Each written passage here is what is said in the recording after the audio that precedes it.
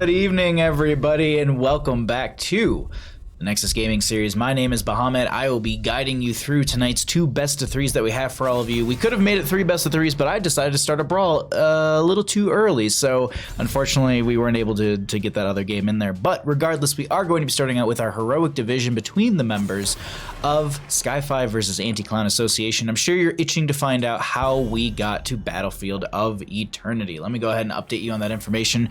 As the members of Sky5 won the coin flip, they went ahead and banned out Dragonshire and Sky Temple, opting for first pick priority in game number 1, giving map pick priority over to Anti-Clown Association, and that's going to be Infernal Shrines and Volskaya Foundry banned out by them, with a first map pick on Battlefield of Eternity. And we'll go ahead and get back into our draft and take a peek at what's going to be happening here. Also, Hung Fu, Moist Weenus, thank you for the 69 bits, and Tall Midgets, thank you all for stopping by. I hope you're having a wonderful night. I am getting... Okay. This realm needs me. Sorry, I'm just getting a message about something in the background, so I was just like, alright, want to make sure that I'm not missing out. And Day, thank you for posting about my stream.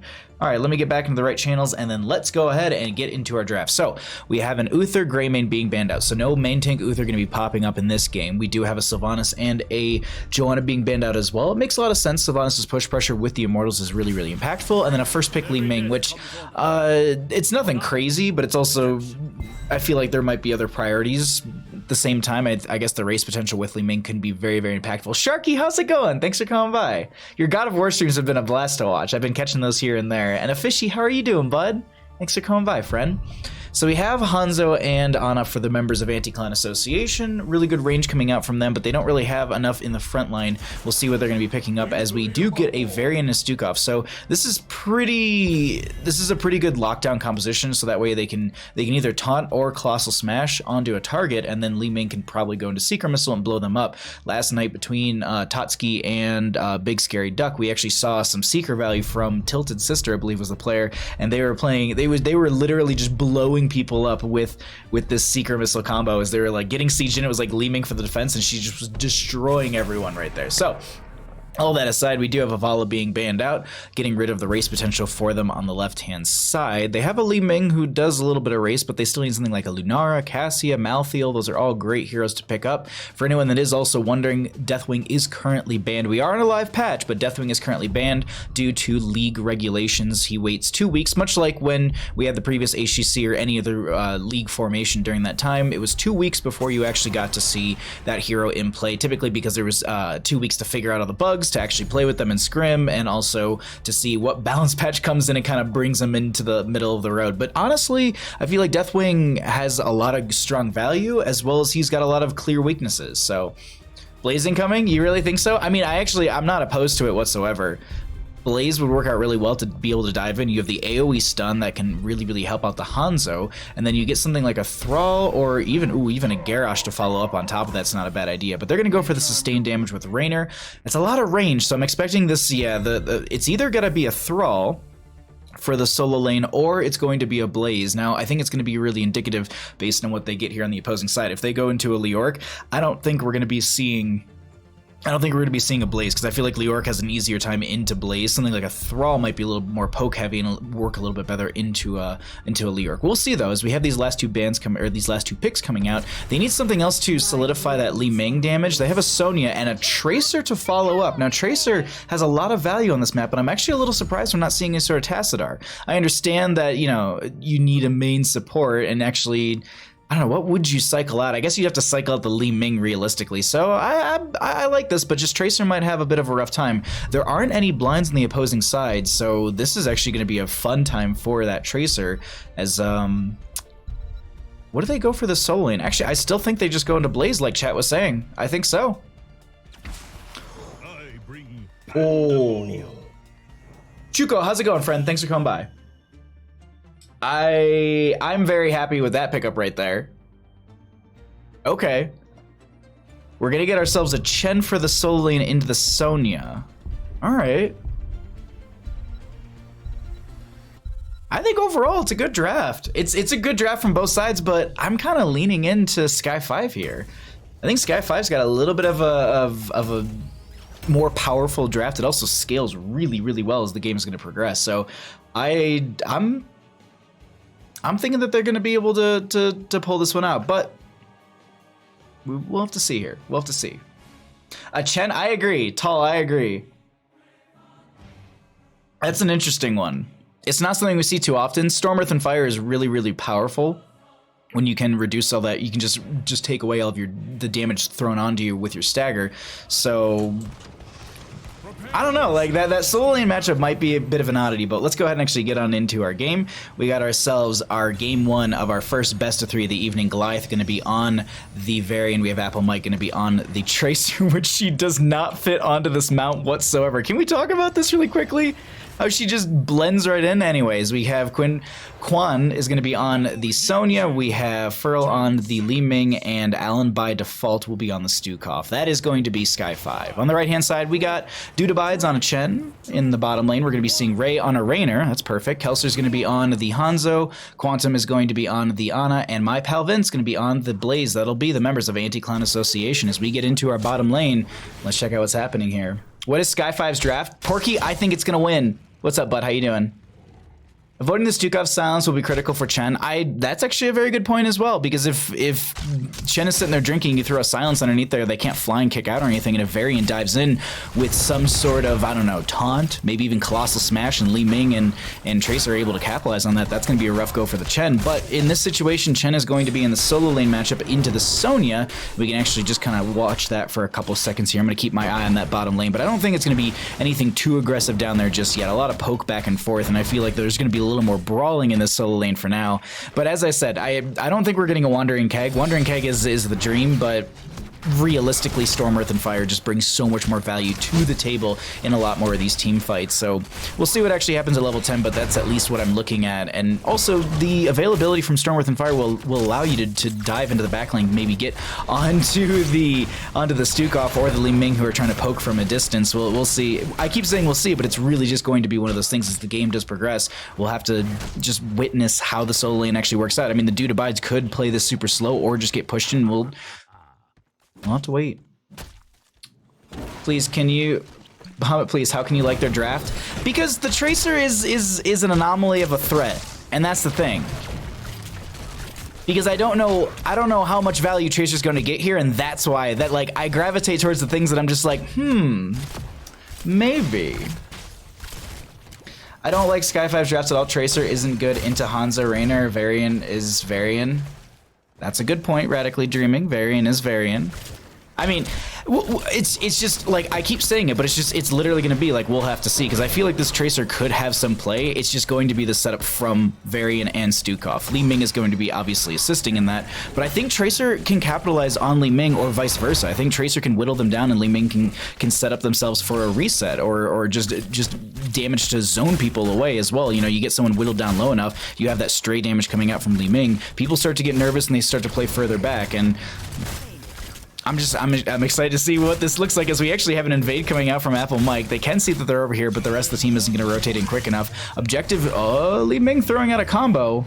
Apple Mike trying to work their way. They won't get to the point in time. There's a bit of a delay as they actually get shredded with damage. Speaking of damage, also, Raynor at level 1 did go into Exterminator, so they're going to be increasing their damage against non-heroic units. Actually, excuse me, it's because non-heroic includes structures, minion mercenaries, and monsters. If I were to say non-heroic, that'd be more like Nature's Calling for Lunar at level 4, where that's just non-heroic units, which that's just every freaking thing. You only like the Li Ming, okay. They didn't feel like doing laundry together? What's up, Carpe Feelers? How you doing, bud? I agree. They did not feel like doing laundry, and sorry, I'm trying to get something to come to the front in the back in my background application so I can see it better. Gonna get the Sonya zoned away a little bit. Li Ming poking in. Meanwhile, down over here in the bottom portion, we have a Hanzo and a Raynor who, right now, race potential-wise, that's going to be a rough go. You're going to need to win out the team fight before you're going to be really realistically trying to find yourself an advantage on this map. Like, if you're gonna purely race, you need to be able to take a team fight. There's going to be the taunt onto one. I don't think they're gonna find anyone. There's a pulse bomb onto Ray, but they still don't have enough damage to solidify the kill just yet. Quan is getting very low. Frill's doing their best to throw out that damage, as that will be first blood going over to the members of Anti-Clown Association. maybe just living up to their name right now, and they're just like, that Tracer's a little clowny. We're gonna just deny that. Great penetrating round from the Ranger to deny the Varian value, and Goliath in a bit of a rough spot does end up getting picked off, and that's gonna be another kill in favor for the members of Anti-Clown Association, as Frill is doing their best just to find a kill, but my pal Vince is eating up that damage as well. It's just no one getting low enough because Quantum's constantly healing up the friendly team. Dude Abides kicks out, finds Alan by default. They end up just backing off right there, and they'll just whittle down the Immortal on the left-hand side, looking just to remove some of the shielding that they're going to have to defend against. This will be going into, I believe, top lane. I don't think there's been any siege in there. Neither lane has actually been sieged up right now, so I think it's just going to be a flip of the coin. It's going to be going into bottom lane. Sonya and Chen will match out once again in top, and we're going to be having 7 talents here around the corner in favor for the members of Anti-Clown Association. Just wait and see. Eternal props, I agree. We're just going to have to wait and see. But Immortal comes through with quite a big shield as well, over half the bar for its shielding. For anyone who doesn't know, there is that kind of red glow currently around the Immortal. That is basically, it will attack from range while it has that shield or that red glow, and then once it loses that, it attacks from melee range. Goliath took so much damage there. The toss from MyPal Vince was just near perfect to find a kill onto one player. They just didn't have they didn't have enough damage to solidify that right away. As 7 talents here has rotated in, and this is also going to be Immortal losing its shielding, so it steps up. It's going to take quite a bit of damage, but I think they might be able to confirm the fort with this. It's actually sieging quite quickly. Toss goes on to Goliath once again. This Varian actually going to try and live in the backline. Ray getting very low. They have the Pulse Bomb onto them as well. They're just not able to find a kill. They finally there get it. They lose the fort, and they end up getting a kill. Worthwhile, I'm not too sure about, but they end up forcing back the enemy team, and they also pull themselves back up experience-wise. So maybe it is a little bit more worthwhile when you can even up that experience. Meanwhile, in top lane, I was seeing Chen and Sonya just sitting on top of each other player icon-wise, and it looks like the dude Abides is putting some pressure onto Quan Finnegan over there, and they're going to have to either hearth back or tap well. Just going to be tapping well. Hanzo poking in onto this camp, trying to get a Goliath a little whittled down. They did go into the simple geometry at level 1, and they've already completed that out. That was actually completed during the last team engagement, but now they end up just giving this over. They do not want to fight on this point right now, and I guess Goliath is just a little too low, and they felt like they're a little too whittled down. My pal Vince here just being too much of a threat as well. Sleep Dart. They don't have a toss-up and available. They're going to throw the Silence underneath them. That's a really, really smart move coming out from Alan by default to mitigate any sort of toss potential from my pal Vince, because if they were to step up to the Varian, well, you're not going to really be able to use your abilities if you're silenced, as Dude Abides is going to be kicking on into Quinn Finnegan, and they'll continue to go back and forth, but with a camp already pushing in bottom, they're going to be looking to bolster their advantage with a camp in, well, I guess bottom lane as well, but it's going to be the Shaman camp, which sieges in really, really well. Tracer trying to get some value into the Garish, who does pop the Indomitable. We have Quan Finnegan just rounding the corner and just pops the smash right in their face. Tracer still got the kill, but it was just funny to see just out of nowhere, Sonyan just gonna bash your face in. Pulse Bomb doesn't connect. I think there was a penetrating round that interrupted that right there, but with a camp and bottom pushing on up, they're gonna have to clear that out. Shaman camp does have just the Shaman up and available, so they can rotate and grab that to push out some bottom lane pressure. So far, members of Anti-Clown Association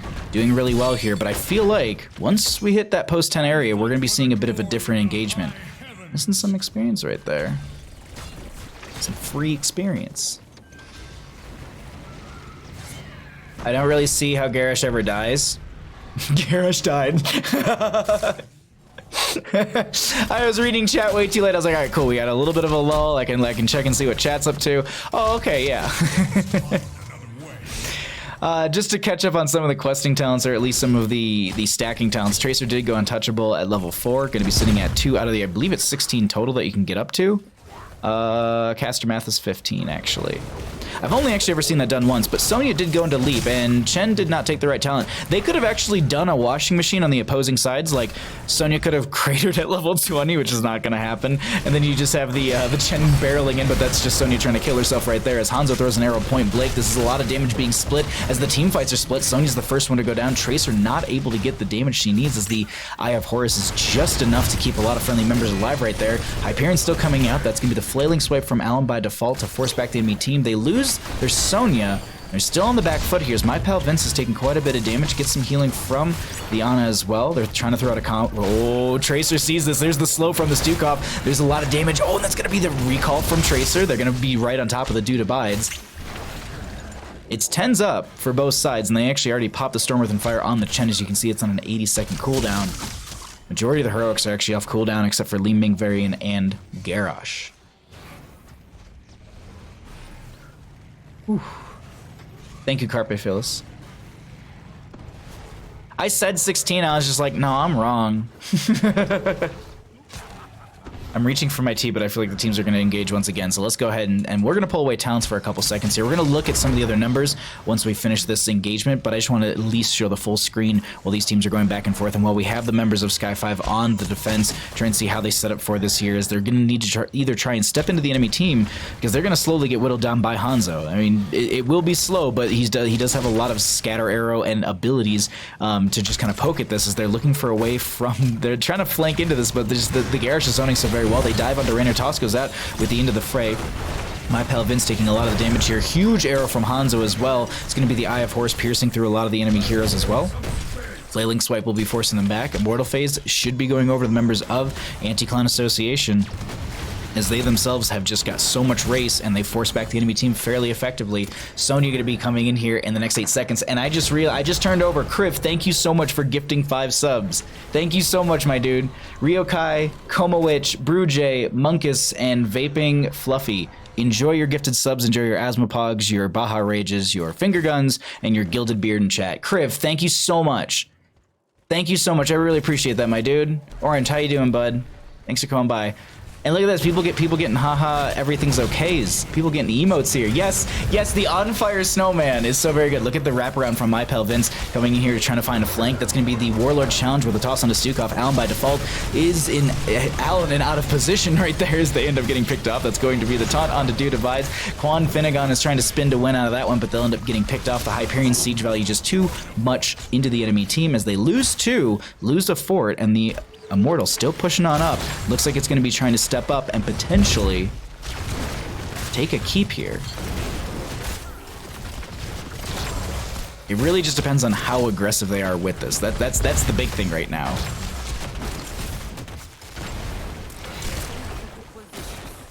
Hey Day, how you doing? Thanks for coming by. Lingaria, how you doing, friend? Siege still coming in through top lane. Sleep Dart goes out. They're just going to disengage. Yeah, that will actually confirm a keep, but they're not out of this just yet. Scaling is still a thing. Late game Immortals are still a thing. Consistent catapult pressure will be an issue through the top lane that they're going to need to manage, because this is going to be every single wave rather than the bottom lane, which is going to be periodic, which is every other wave. So the next wave after this one, you can keep an eye on your minimap and you'll see a little white dot in that bottom lane popping up. That's going to be that catapult coming through for them as Dude Abides tries to kick out. Looking to zone them away here. A lot of damage initially on the Bruiser camp. I don't think they're going to find a way into this, as Goliath is going to get the penetrating round thrown onto them. They also don't have 13 talent here on top of all of this as well. So we can actually look at all those talents. As we do have 13 up on one side, they're looking for 13 on the opposing. We have a reset on the map when it comes to objective. I believe we're probably about 30 or so seconds off from the announcement of this next Immortal phase. It's a very, very short cooldown from when it dies to when it gets to when the respawn happens. So going to be looking to try and capitalize on that one next, but they need to find their 13 talent here on the side of Sky5. Without that, it's just going to be another Immortal race that's going to be them zoned away by the talent advantage team, as well as just their really good poke and whittling into this enemy team. I was thinking that the Tracer is going to be able to get a lot more value, but unfortunately, I just don't see the availability of getting onto the Hanzo, getting onto the Ana, or even the Raynor. Every single time they do, it's Garrosh or Chen kicking or throwing people around, just being a big old nuisance. But right now, let's get the vision for the blue team, as we know that there's something right here. Do they? Or do they find out? Or is this just going to be a mega flank that comes out onto them? I'm very excited to see. Oh, they're considering it. There's the Sleep Dart. There's the setup. Frill taking so much damage, gets blown up right there. Flailing Swipe from Stukov won't be able to save. I don't think even Quan Finnegan gets out of the... Okay, no. Wait, Eye of Horus. It can't shoot through buildings. I don't think it would have gotten the kill, but that was just a risky moment right there. At least just a very sweaty moment. But the members of Sky5, members of Anti-Clan Association will be finding themselves another Immortal phase with an advantage. I don't think that, yeah, there's not much they can really do here on the side of Sky5. They're going to be just backing off, clearing out their waves, and realistically preparing for a mega defense. I like this play also coming out from Anti-Clan Association. This is a really, really smart play from them, just to say like, all right, cool. We have this halfway phase. It takes a couple seconds. We can easily burn this down, then rotate over. Since this is going to be defensive on both sides, this is actually a really good spot for the members of Sky5 to be in, but that's going to be very getting thrown out initially. They do dive on. That's going to be a lot of damage onto the Rainer. The arrow from Hanzo's have been so on point. As Quan Finnegan is going to leap in, trying to find the damage. They're just chasing this Rainer. The enemy teams are so split, and that's going to be Sonya the first one to go down. Due to Bides does have these Storm, Earth, and Fire clones out. Recall from Tracer actually puts them right behind Rainer. Gonna be able to get that kill, but they themselves end up going down, so they lose all their stacks of Untouchable. Camp in top lane still coming in. Bottom lane has catapult pressure. Ellen by default so very low. Oh, Sonic Arrow? No, doesn't get the kill. But they're going to be able to manage their top lane, but at the same time, they're going to need to deal with an Immortal phase that's almost 100% pushing on in through the bottom lane.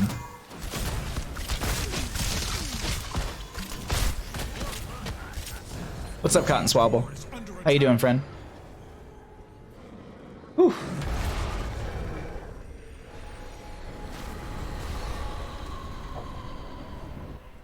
Alrighty, bottom lane pressure coming through. What? How do they play this? Like, is this actually, are they going to try and end with this? Or is this going to be them able to defend it? Like, you have Li Ming, which is really, really powerful, but it's just this enemy team has been so unkillable consistently. Like, that's the big thing. Like, there's so many moments where someone's low and Ana's either just got enough healing or they just can't capitalize on the kill. Really good staggering from Goliath back and forth right there, just to be able to deny anyone from Garrosh from getting that value with the Groundbreaker. Toss goes out into Quan Finnegan, who's trying to spin to win. That's going to be the Warlord's challenge as well. They do get pulled out into this lane. This is going to be a bit of a split right now as they have the taunt onto the Chen. Pulse Bomb goes onto them as well. The toss is going to be there. They have all of this damage onto themselves, and they don't have the Storm, Earth, and Fire for the next 13 seconds, but they end up getting away, and Tracer ends up going down right there. And Moist Weenus, thank you so much for the 5 gifted subs as well, as we are in our bottom lane push right now. I'll have to read those names in just a second, but seriously, thank you so much, my friend, as that's going to be a toss onto the Varian, taking too much damage, tries to taunt onto Rainer, but they end up getting kicked in the face by a Chen. Hanzo throws an arrow into their knee, and that's going to be game number 1 going over to the members of Anti-Clan Association. GG, well played. Dear frickin' Lord, Carpet Feels, thank you for the gifted subs as well. Thank you all so much. I think it should kick in right here, because we have Twitch alerts on this. Oh my god. Weenus, thank you for gifting a sub to Real August, Norin, The Flame, Briverin, I can't say that name right, I'm so sorry. Maflion as well. Enjoy your gifted subs. Corvix, Mongoose, That I Do Sir, Yellow Crowned Night. Yellow Crown Nitheron? Sure. And BRB Coffee. All of you enjoy your gifted subs. Seriously, thank you all so much. I cannot thank you enough, Moist Weenus, Carpe Fearless, and Kriv, for the 15 total gifted subs in game number 1. Bahamut, is this Division S? It is not Ghost Pants. It is Heroic Division for Heroes. Excuse me, for the Nexus Gaming Series. This is essentially Division S for Nexus Gaming Series. This is their top bracket.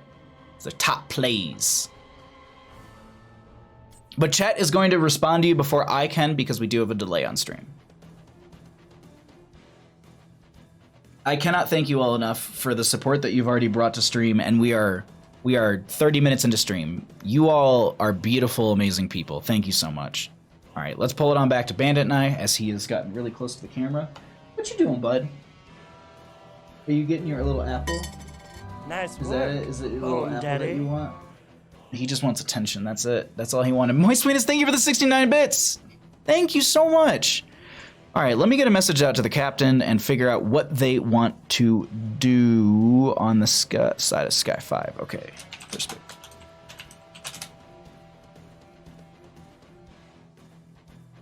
Okay. Oh, wrong one. Oop. Okay.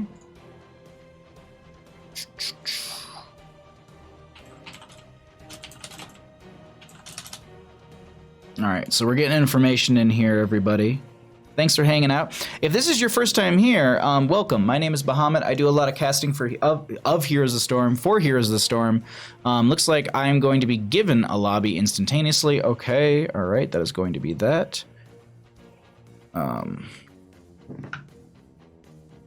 Okay, cool. And they're doing all the things. These beautiful, wonderful people are doing everything for us. So let's go ahead and we'll update our little map tracker so we can all let you know what map we're going to be going to next. Look at these emotes. What a pal. How's it going, bud? Looney Tune, how are you as well? Doesn't Porky have a team? Wait, Porky, aren't you playing in Heroic Division, or is it just Division S? I know you're on a Division S team for Regen. I wasn't sure if you were playing in Heroes, in Nexus Gaming Series as well.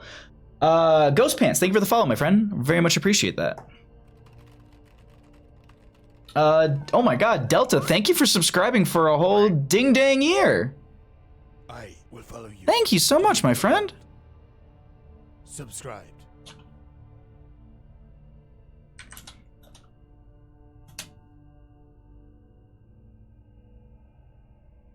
Okay, getting last little things figured out. You got your apple, bud. You got your little apple. Is that what you wanted?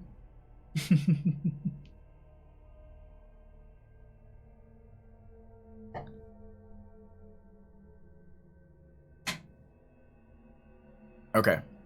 I'm letting them know that I'm ready, they're ready, and I think we're going to get going here into game number 2 in just a second. But yeah, my name is Bahamut. I do a lot of casting. If you haven't followed already, I highly recommend to do so if you enjoy Here's the Storm casted content. I do that, as I said, typically Monday through Thursday. We start around 5-ish. It really just depends on team schedule and everything, but I aim to do at least 2 best of 3s a night. Just that way, it's just more content. It's really fun, and back-to-back games are always a good time. We can hang out here for a bit. And then on top of all that, we're just pushing towards partner. We're aiming to get our average 75 viewership, and then we can reapply, and hopefully 5th time's a charm. But we're just getting the readies out from the teams, and we're going to get going here in just a second. We're playing at 9 EST Thursday this week if you want to pick us up. I unfortunately have already got my schedule set up. I schedule all my games like Sunday, so any game that comes through at the last minute, I usually can't end up grabbing it just because I'm already got 2 best of 3s.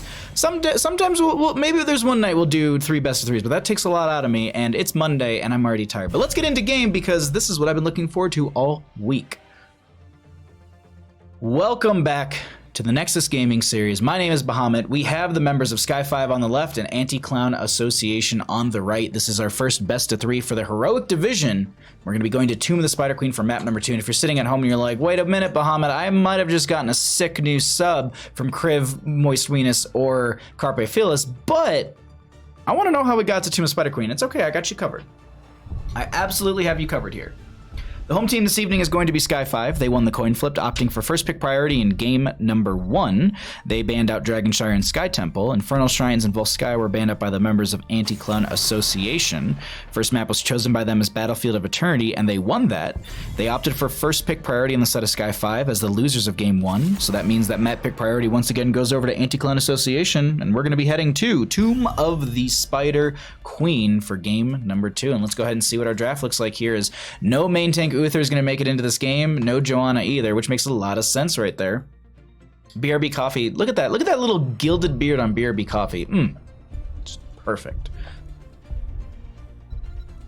Hey, Bahamut, how goes the game so far? They go very well, Soda Freak. Thanks for coming by. By the way, I noticed, because I saw you jump in the Discord, I think there's like a bunch of people who don't have the friend tag for some reason, and I have to check into that, because the bot should automatically add the generic friend tag. It doesn't do anything, it just gives you a tag so your name isn't just white and blank and tagless. So it was just one of those things I was like, oh, I'll just add something in. But for some reason the bot hasn't been doing it. So I went through today and I added it for a bunch of people, so everyone in the server should have it. But we do have Uther, Garrosh being banned out. Gonna respect that Garrosh from game number 1. Joanna and Sylvanas being banned out. First pick coming out from the members of Sky5. I don't think we're gonna see a Li Ming here. I think that locking in some sort of main tank would be okay. Actually, they're high priority onto their mages here. So gonna be banning out the Kael'thas. Delicious beardiness, yeah. I'm here to help. Can't reverse sweep if you don't take the first L. That's Crafty Devil, that's true. Ana Jaina gonna be picked up here in the 1-2 slot for the members of Anti-Clown Association. And I gotta say, a Jaina Ana, that's a really strong duo because you have that nano boost on a Jaina. We even saw Eye of Horus value from that last game, how strong it was. So Realistically here, I think we could just be seeing that once again, but a Stukov Varian. It seems like they really want to have this Varian play work out for them, or they just feel comfortable in the Varian, but either way, that's going to be Kael'thas. They could synergize, you know, Taunt or even Colossal Smash with a Gravity Lapse. You have the Lurking Arm underneath it, so maybe that's the kind of blow-up wombo they're looking for. Now, they do need a solo lane, and they also need a little extra damage. With the Kael'thas, I'm trying to think of, like, what's the best thing that you can pair into this, as well as, like, the Varian. We could actually ban out a Blaze. Ooh, that makes a lot more sense. I was thinking, I was just like, how are you going to chain CC them and lock them down? Blaze is actually a really good idea. Apocalypse Shovel, thank you so much for the Twitch resubscription. Thank you for using your Twitch Prime here for 3 months. Did I get a new beard? I think you did get a new beard. I think 3 months is silver, isn't it? It's like base is red, 3 months is... No, 3 months is bronze, 6 months is silver. The purplish one's supposed to be diamond, but I don't know. I don't know if it reads as diamond, but either way, they don't know. Diablo ban here. Actually makes a lot of sense with the Jaina. They could ETC here, and they could go for Ring of Frost ETC Mosh Pit combo. That is something that I have seen teams pulling out lately here. Murden is another great option as well. There's a lot of sustained damage with that chase with him. Gonna be going for the Maiev, so trying to like go through every single main tank off the top of my head, and it's just not popping up. You can't go Deathwing. Obviously, it's not tank, but still. I'm trying to think of like what's going to synergize here. I really like the ETC. You have Warden's Cage, you have Mosh Pit. So if you Mosh Pit if you Warden's Cage, Mosh Pit, Ring of Frost, that's a deadly duo right there. Actually, deadly triple. And then you have a Biotic Grenade coming out from Ana to deny healing at the same time. Chico, thank you for using your Twitch Prime here as well. Enjoy your Gilded Beard, your Asmopogs, your Finger Guns, and your Baja Rages. Last two picks, though, coming out from the members of Sky5. They need a solo lane that they don't know what they're going up against with, and they're going to be needing some sort of extra damage. So it's going to be Vala and Zarya. Huh.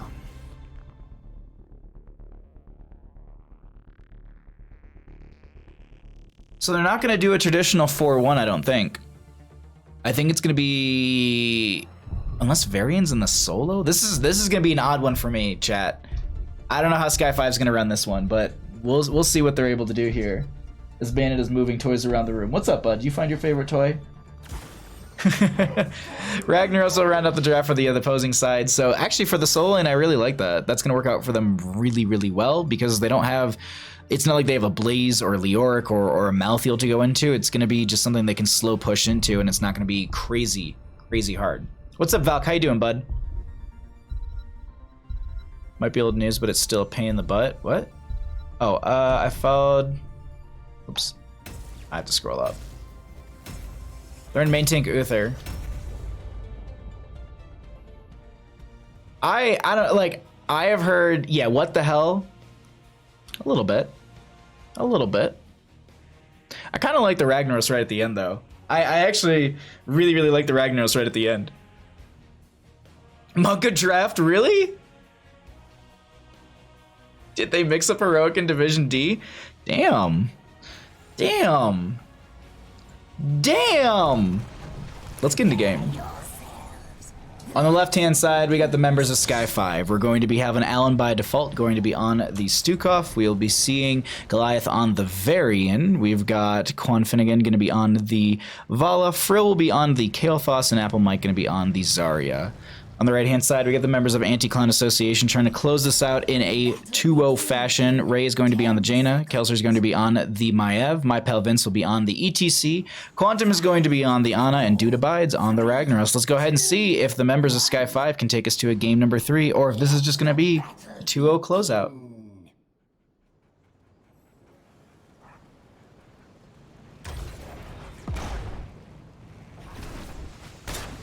Okay, I got my few sips of tea that I think I can get. All right, let's talk about this right now because I'm trying to figure out how this lane matchup's going to work out. Is this solo lane Vala, or is this solo lane Vala with a Zarya? Because that Zarya, I feel like I don't know if she's going to get much value. I don't know. I don't know is the current state I'm in with this whole thing, but all right.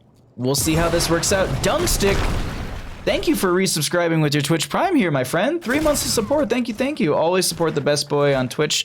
Bandit. Exactly. I will resend your alert when we get out of this. Thank you so much, my friend. I really appreciate that support as we go ahead and get on into game number 2 of our first best of 3 of the evening. Vala's still in the solo lane, not pushing it up. Ragnaros is doing a little bit of help in mid as well. Bit of an all over the place kind of start of this game right now as, oops, I think I double hit that button right there.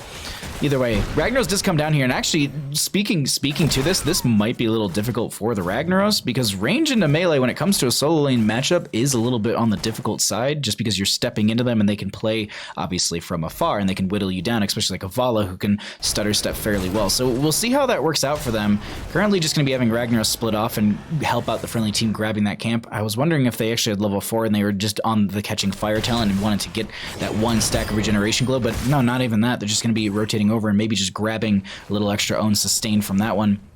Kael'thas doing a lot of rotations here, actually, and this is working out for them really well. They're going to pick up a couple of these gems, but they're also going to be picking up a few more regen globes a little bit quicker, as Zarya is the first one to go down in mid lane. Not going to be able to get a self shield in time. This is going to be a bruiser camp pushing in on top of all of this, giving them some spell shield. Frill coming in, going to be trying to use a gravity lapse to connect onto a hero, but they don't get one. Goliath going to be getting picked off as well. Stukov rolls through on their motorcycle to pick up the gems that were dropped. We currently have a bit of a split as Kael'thas gets picked off. Dudabide's going to pick up a few more gems. Vala goes down as well, and Anti-Clan Association, while they looked strong in game number 1, seemed like they were warming up here as they pick off 4 members, find themselves a solid level and a half lead as ETC gets a strong power slide. Apple Mike is trying to get out of there, and they're actually going to be pushed around, I believe, by the Umbra Bind from the Maiev right there, and this is going to be 5 members down. Taunt goes out into the Ragnaros, but the Dudabide able to make it out. They got some good healing from Quantum consistently, and I keep saying it, but Quantum is just very on point with this Ana, keeping everyone healed up as needed. Like, it almost seems like it's like, I'm a little bit low, cool, I got you. Every single time.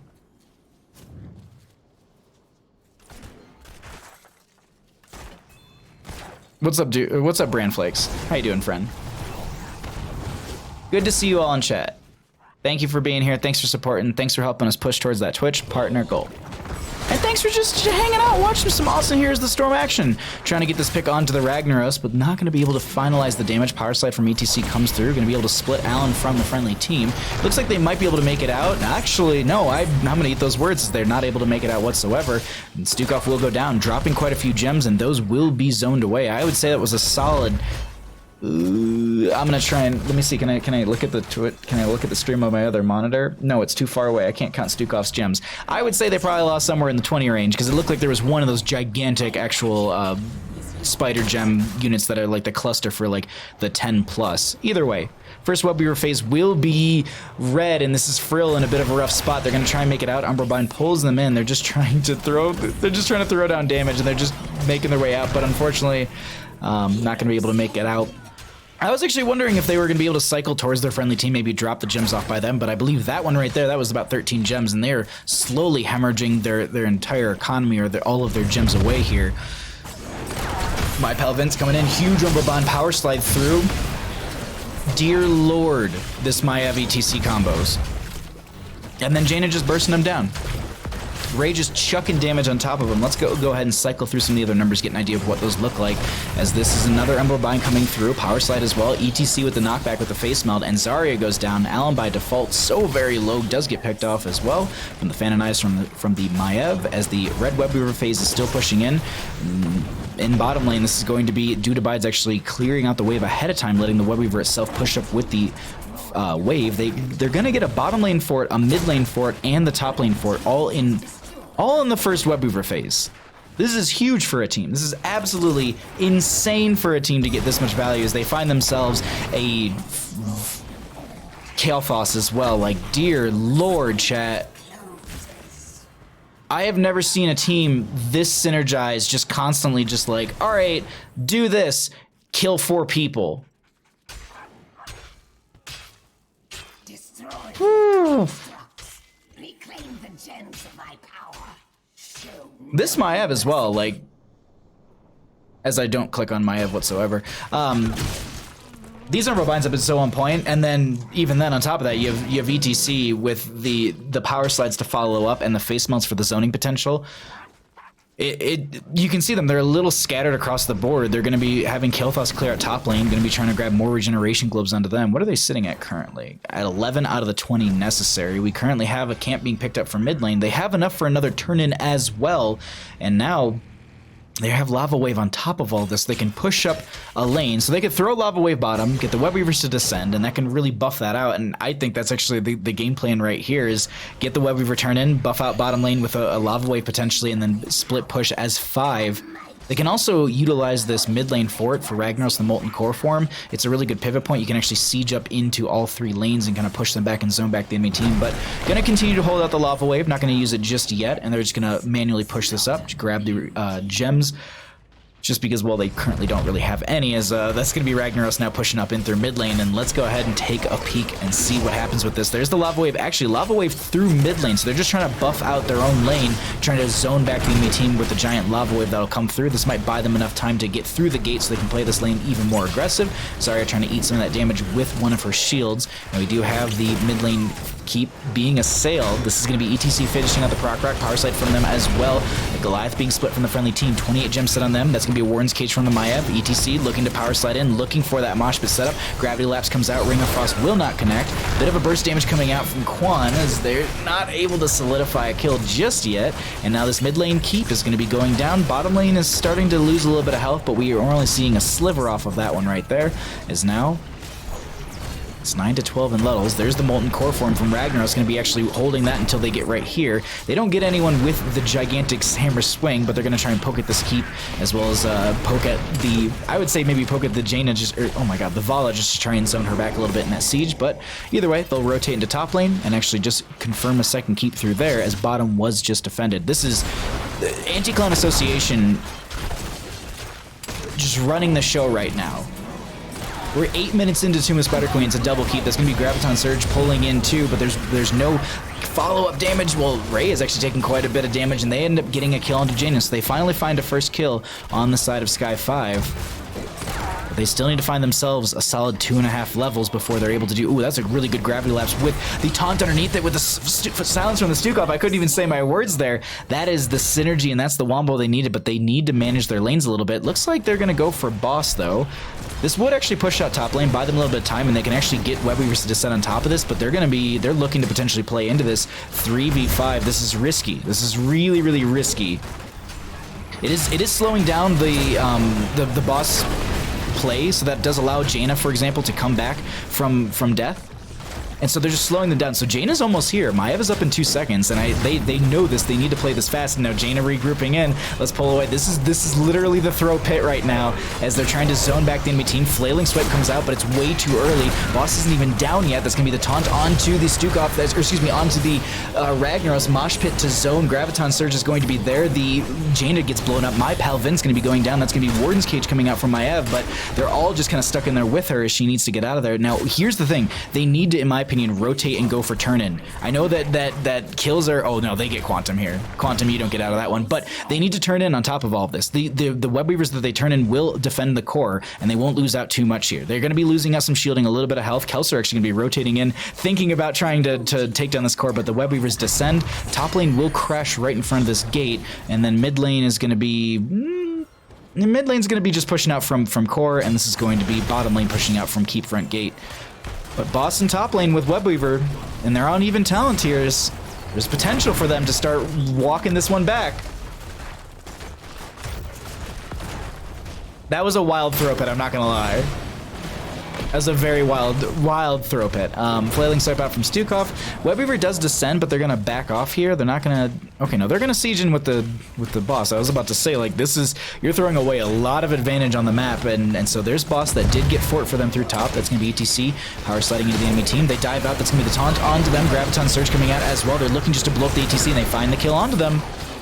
Molten Core form was used by Ragnaros as well, just trying to push back this enemy team through top lane. Mid lane is going to be just about midway through that one, so I think they might break off and look for a rotation for the mid lane fort. But I gotta say, we've hit a power spike here, definitely. Well, maybe I might have called that too soon. Ring of Frost coming out, does connect onto the feet of 2. It's gonna be Zarya going down. Goliath, I don't know if you can make it out of this one. There's gonna be some healing out from Stukov. They pop, they don't even pop the Pustule, and that's gonna be Varian going down. But mid lane Web Weaver will need to be managed. Death timer's not that long. If you can believe it, by looking at the map and then looking at the timer, we're only 11 minutes in, so death timers aren't the longest in the world. Zarya about to be up in 9. We have the variant up in 20. What an absolutely, like, getting double keep down at 8 minutes and then starting to lose a little bit of your footing here is it's got to feel a little weird here on the side of Anti-Clan Association, but at the same time we've seen how strong they are in the team fights. They only need they need quite a few more gems still, but not as much as the opposing side, and they could be looking for a turn in. Oh my god, they just rotate right past the ETC and they don't even react in time. I think they might have been they're like, all right, cool, like, I'll rotate in this bush, I'll take a sip of my oh wait, no, I can't even take a sip of my drink. All right. Mid lane pressure coming in. We've got the Ragnaros in bottom lane, just grabbing a camp down there. I gotta say, like, chat, this is a wild one to start the game, or start the night with. What's up, Zell? How you doing? Not good, not terrible. Sky5 needs to win about 5 fights. I mean, they've won like 2, so they got like 3 more, right? They gotta win 3 more fights. Another party bush coming out from their red team. Actually, they were thinking about it, but Frill actually sees them right there. Going to be throwing out a little bit of damage as there's siege camp coming in through bottom lane. They're trying to go for the keep down here, and they will be able to confirm this before the enemy team is able to rotate over and even make anything or even defend against that. So they have constant catapult pressure coming through all waves. Top lane is a little bit easier for them since they have their own that pops up every periodic wave, every other wave, but still, this is a lot of work that needs to be done on the side of Sky5 to bring themselves back into this. They're going to turtle up for quite some time, as they've got about a little over half a level to find their 16 talent tier, and then they got to take a team fight and win it too, which is the scary part. And the other thing to consider is that these waves are so far pushed up that they're doing stuff like this to grab gems, and they only need 1 more, and they should be able to find that within top lane. Mid, actually, they might even be able to do it through mid, but they don't want to step up too far because their retreat path is really, really far. Vala needs to consider their positioning. Just gonna poke out onto them a little bit. So they'll find 16, but they won't have. The enemy team will have blue web weavers, red web weavers descending, and I think they realize this, so they're going to try and stop this for now. A little bit of poke coming out from Jaina. They're going to need to watch a couple of these players because it's just about everyone has the rest of the turn in here between the Ana, Maiev, as well as the Ragnaros, who does get 1 turned in. Just going to peek at top lane really quickly. Okay, that's not even stacked up onto the core just yet. We do have a fight breaking out that's going to be varying with the taunt. Graviton Surge coming out. That's going to be the Ring of Frost underneath a couple. That also will be the Maiev Warden's Cage out. Varying the first one to go down. They do get a Stuke off on top of all of that. I have Horus shot Rain out. Shot out once, I think, and then they canceled a power slide from the ETC. They find themselves a Vala, and with 3 down, they're going to go for Apple Mike as well. Zarya just trying to sustain here and try and trade out, but they don't find a trade. And now, Yelthos taking a bit of a nap while the rest of the enemy team is going to be able to finalize the kill onto them. Little burst from Jaina, and that will be all 5 being wiped on the side of Sky5. Catapults arriving to the core. They're going to actually turn in here and then go to core.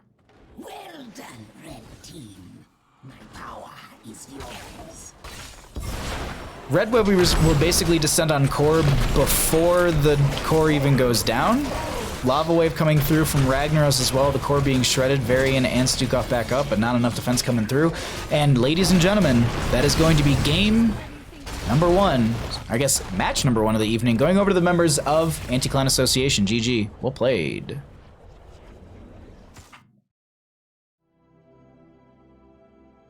Woo! A goodin'. A goodin'.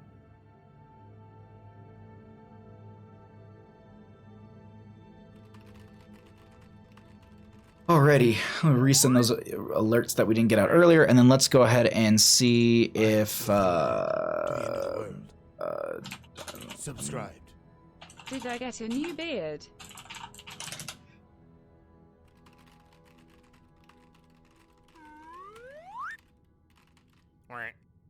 But don't you fret, everyone. Don't you fear. We got more Heroes of Storm action coming at you. Currently going to find out if one of the players wants to do an interview. And then we'll figure out what we're going to do until 8 o'clock, which is our next match. That's 40 minutes from now. I think we might break into our replay data banks. I was told by the Gilly Sharks that they sent me a very interesting one, so we might break into that replay just to Always fill some support time. The best boy on Twitch, Bandit. Bandit. All right, let's go ahead and we're going to jump into a voice channel. All right. I'll let them know there. Let's go ahead and show talents as well. Oh, and let me adjust audio. And we are already joined by Kelser. Congratulations on your 2-0 victory. How you feeling? Thank you. We're feeling pretty good after that win. That was a really fun back and forth series. So let's talk about that a little bit here, because game number 1 was really, really strong for all of you. Battlefleet of Eternity, I don't think you lost an Immortal phase, and it just looked like you're firing on all cylinders. Now, game number 2, we transitioned to Tomb of Spider Queen. Both of these are your map picks. What was it? What was the fumble that really started to bring it back for the enemy team? Because I thought you guys were going to shut this out in 10 minutes, honest to God. Yeah, we took some very bad fights, and they engaged on us very well, which allowed them to take the boss. Realistically, that was more of a mistake on our part, but they did very well on capitalizing on what we did. I mean, it showed. Was there now when you have such a massive advantage, you took down 2 keeps by 8 minutes in the game, and you had this momentum, and they start to get kills and pick you off. How do you bring yourself back? Because I'm sure there's still like some frustration, some aggression from all of that. Like, how do you dial it back in? Is it your shot caller? Is it just a team, coming together and saying like, all right, like take a breath and like let's re-engage and let's keep making the plays happen like we did in the past? Right. Yeah. We just took a step back and we're like, all right, we're just gonna go for a 5v5. We know how to play these team fights. Look off sleep. Blah blah blah. And we took a step back out of the game. We looked for picks, and then we eventually turned it back in our favor. Can I just talk about really quickly your Maiev play early game with like the triple Umber binds with my pal Vince coming with the power slides? Oh yeah, those are pretty nasty. That's a little dirty. It's a little dirty. I'm not gonna lie. But is stuff like this, like the Maiev and ETC, is this something that you've practiced, or is it just like it's a combo that synergizes and it's already there so you can just utilize it? I mean, technically we practiced it, but Maiev works well with like a lot of tanks. Tanks can just easily follow up on Maiev pulls, so as long as we're communicating and calling it out, then we can follow up all day. Perfect. Well, thank you so much for the interview. Before I let you run out of here, any shout outs that you'd like to give? The floor is all yours. All right. Shout outs for my team for a convincing set win. I'd like to quick shout out to Percival Power Party. I know they're watching this. Thanks viewers for viewing, and thank you for casting. Oh, my pleasure. You have a wonderful night. Congratulations on your victory, and I can't wait to see you further down.